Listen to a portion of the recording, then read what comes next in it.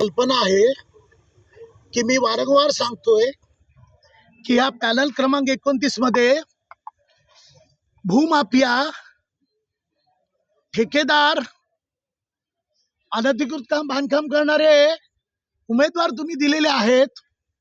आता ह्यांच्याकडे सांगायला काही काम नाही म्हणून हे सगळीकडे पैसे वाटप करतायत. आता सगळे पैसे पकडले.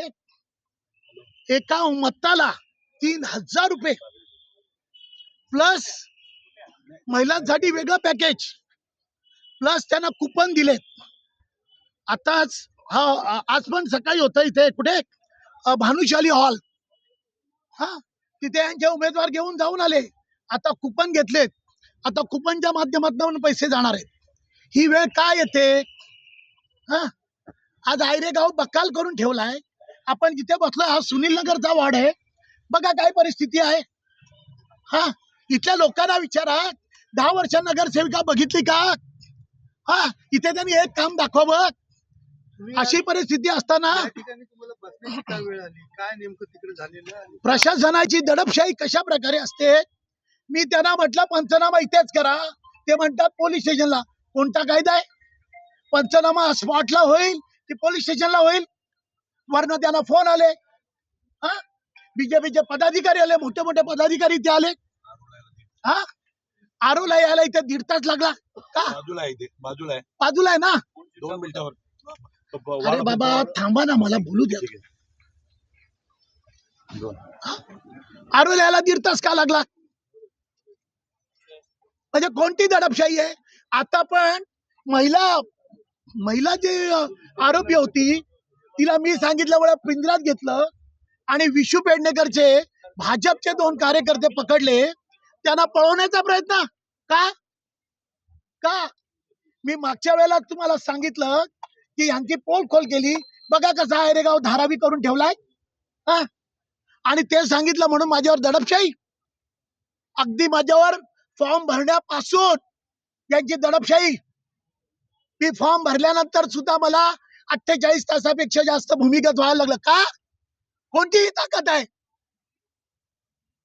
उमेदवाराचा टावरेचा फॉर्म तर तिथेच रिजेक्ट झाला पाहिजे. महापालिकेचा अहवाल आहे 2022चा की याचा नगरसेवक बद्द रद्द करा.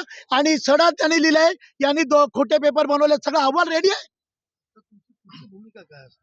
पुढची भूमिका काय? माझ्या लोकांना, नागरिकांना सांगायचं, बघा आता या ठेकेदार भ्रष्ट लोकांच्या हातात हा माझा प्रभाग द्यायचा आहे का?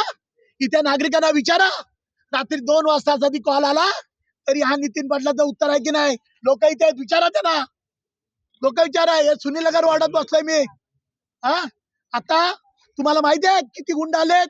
जा त्या टावरेच्या घराच्या इथे शेकडो गुंडे आलेत. आता इथे पैसे सापडले. दारूसाठी तुम्हाला आयरे गावात जायला लागेल, माझ्या दत्तनगरला जायला लागेल. इथल्या प्रत्येक घरात आता जा. प्रत्येक घरातला नागरिक तुम्हाला ते पाकिट दाखवेल. ते आमच्या एका महिला भगिनी ते दाखवलं की तिच्या घरात कशा प्रकारचं पाकिट लिहिलंय, त्यांचे किती मतदार आहेत, त्यांची नावं. त्यांना प्रत्येक मतदारास 3,000चं पाकिट आयरे गावात आणि माझ्या दत्तनगर मध्ये तर 5-5 हजाराचं पाकिट दिलंय. जा तो शर्मा सलूनवाला आहे तिथे, त्याला पकडा. तो लगेच स्टेटमेंट देईल. आता बघा इथे प्रत्येक घरात जावा. हे घरातली लोक सांगतील ही का वेळ येते. सच्चाईने नितीन पाटलाला हरवू शकत नाही म्हणून दाखवा ना यांची कामं.